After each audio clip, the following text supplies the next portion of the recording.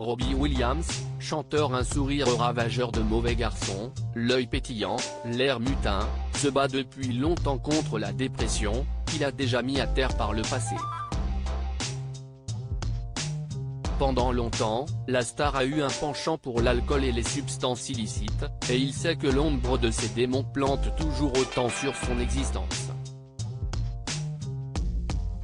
Ainsi, pour l'ex-membre du groupe Takeozzat, la dépression est un combat permanent, parce qu'il y a un terreau sous-jacent, avait expliqué Robbie Williams dans les colonnes de Paris Match en novembre 2019.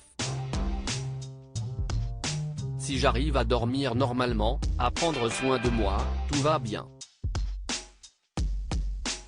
Mais si je tombe sur une pilule, sur de la poudre ou sur de l'alcool, alors je sombre, avait continué Robbie Williams, papa de 3 enfants, qui a épousé Aida Field en 2010.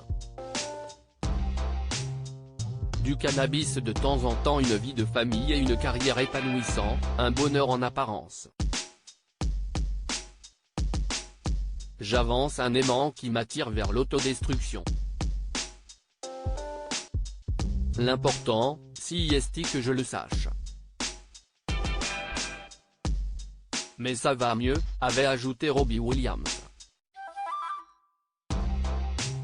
En 2014, il expliquait s'être assagi, ou du moins avoir arrêté l'alcool et les drogues les plus dangereuses, s'accordant néanmoins du cannabis de temps à autre.